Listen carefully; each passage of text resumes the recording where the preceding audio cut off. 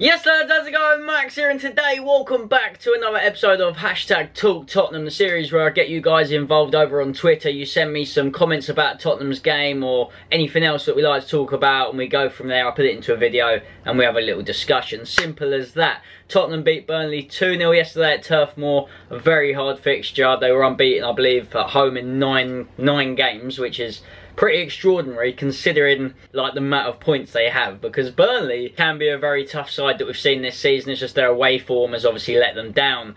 You could say that about Spurs as well. We've had too many draws, that's why we're not sitting top of the table. But an excellent result for Crystal Palace at Stamford Bridge means we climb closer to Chelsea. It's 7 points the gap now. We're going to talk about that in a minute. We've got some comments, we've got some interesting things to talk about actually, because there's a few things that happened yesterday that's worth pointing out. So let's not hang around, let's start jumping into some of these comments. Obviously excuse the lighting, sit right next to a window, so these things happen. The first comment you're going to see today is from Matthew Paris. It says, Walker didn't play. Do you reckon he picked up a knock at Wembley or just letting Trippier play against his old team?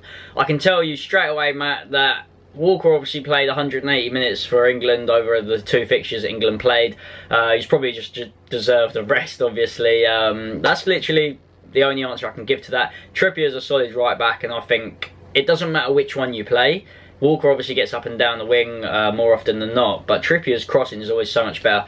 I'd like to see Walker obviously play, but when you see Trippier play in the starting lineup, you don't think, oh, Trippier's playing. Like, he's genuinely a good player. It's not, no offence to Ben Davies, he's been brilliant recently, but it's like on the left when you see Rose not starting, you're like, oh god, Davies is playing. Like, I don't get that same feeling with Trippier, so I'm happy. A massive Janssen fan, I can tell from his Twitter name. It says, do you think Janssen should start next game? Thoughts on our injuries versus Burnley? Winks, who had to get stretchered off yesterday, didn't look good, was under oxygen, probably out to the rest of the season. You've got obviously Wanyama, and he doesn't get injured. Like, I fully expect to see him back very soon. It might not be the next game, but I expect him to see the game after. We'll talk about who's going to fill in the positions there in very second.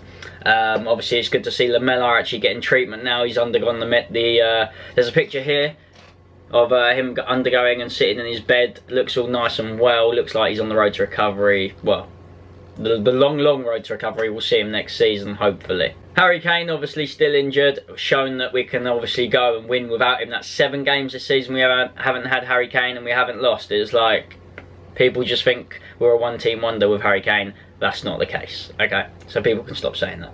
Hoogie or Huggy says, who do you think will step in next to Dembele now when both Winks and Wanyama are injured? Now, I think the most sensible option would to be, he'll probably end up going for at the back and putting Dembele next to Eric Dier, and then you'll have Toby and Vertonghen centre-backs. But let me know down below in the comments what you think he's going to do. It all depends how bad the injury is. It might not be bad at all, it might be back. Eric Dier can obviously play there, and that's why Pochettino loves him, because you can put him anywhere in midfield, obviously apart from on the wings, and at the back he can do a job. Tottenham versus Chelsea. By the way, my ticket should be arriving today if you're watching this on a Sunday. Can we win? If so, what team should Poch put up against Chelsea to ensure we've got a chance? Thank you from Mr. Whittington. Basically, we can beat Chelsea. Palace beat them at home, at Chelsea's home, Stamford Bridge. I mean, why not? Why can't we beat them? Why does a lot of Spurs fans not think we can beat them? It's at Wembley, any team can win. There's no Wembley curse, let's just try and push that aside. It's Spurs, we hadn't had Kane and we're still winning. We're flying at the moment. The fans need to realise we are flying. We're still in the cup, we're second in the league, with games in hand. We've got nothing, I'd say we've got nothing to lose, obviously. You don't want to lose to Chelsea, you don't want to lose to Arsenal, you don't want to lose to a rival, but the way we're playing, I say it all the time, the way Pochettino has changed Spurs' like mentality, and even if we were to finish 4th now, I'd be disappointed, and that just shows how far we've come. Yes, we can beat Chelsea. Man like Ericsson says, literally what I've just said, great minds think alike. Opinion on these injuries we've got so far, and still being second and in a semi-final, quite impressive for how frequent it's been. Hashtag Talk Tottenham. Remember to use hashtag Talk Tottenham so I can find your comment on Twitter easily. Now basically that's exactly what I just said. It's very impressive how frequent we've got injuries as well, and we're still going into games looking strong. And if you were to look at some like bench in some games, you'd think that's not that good, but the way, like Harry Winks a few seasons ago, if he was on the bench, I'd be like, not too sure about that. Now, I'm devastated he's injured. He's looked absolutely quality. Dembele's amazing. Wanyama's a brute, and you don't even need to talk about Dele Alli, Eriksen and Kane because they're unreal. Well, they just have this like triangle going on where they just link up so well. I haven't even mentioned Son, and I haven't even mentioned Janssen, who doesn't really get a sniff. And yesterday he did get a sniff, and he was a great threat, a physical threat. So I'm getting excited because our team literally is so strong. It is very strong. But that being said, there is room for improvements, and I'd like to see obviously like Wilfried Zaha, who obviously had a great game against Chelsea. He's had a good last couple of games for club and country. I'd love to see him, and I'm trying to think who else we're linked with. Just if you think we're linked with someone or you've heard a rumour, put it down in the comments, and I'd be interested to know what you guys think about that person signing or not. Dan Campbell says, do you think we'll go back to a 4 at the back now Wanyama is injured, or should we play Wimmer at centre back with Dier CDM? It's a tricky one. Wimmer, yeah, he had a mistake against Arsenal. I think people seem to remember that, but he is a good centre back. I genuinely do like him. It's just we've got players that are so much better. I think he's going to go 4 at the back. We'll talk about the next fixture in a sec. Like I said before, it all depends how bad Wanyama's injury is, because that role that he plays is so big.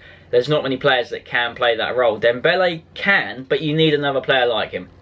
Eric Dier fits into that spot perfectly, and if he does go 4 at the back, it'll be obviously Davis at the moment, I'd imagine, Vertonghen, Toby and Walker, with Dier next to Wanyama in midfield. Next to Dembele, I mean, sorry. CMJ says, Dembele proved why he needs to start every game. 100% agree. Unbelievable player. Shame about the injuries. I'm calling it the league is ours, and Janssen 100%. So Tottenham's next 3 fixtures are Swansea, Watford and Bournemouth.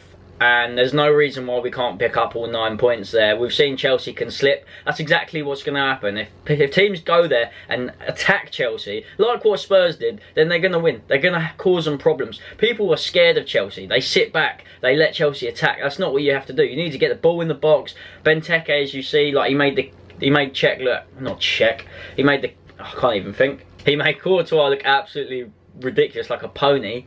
With that finish, like, let's just have a little round of applause for Benteke. So we just got to keep doing. If we keep doing what we're doing, playing our football, getting the ball into Dele Alli, Eriksen, the players that can make it happen, it's nice not having to worry about players and how they're going to play. Like Dembele, you know he's going to be a rock in that midfield nearly every single game he plays. He does that turn where he looks like he's turning like Messi. I just don't know how he does it. People still can't read it. Anyway, let's stop talking about Dembele. We know he's brilliant. Next 3 fixtures, we can get 9 points. There's no reason why not. Darth says, thoughts on Janssen's performance and how amazing Dele is. Just look at the last 7 games. Exactly. I've just spoke about the next 3 fixtures, and I know you meant the previous 7 games, but Dele Alli's been unbelievable.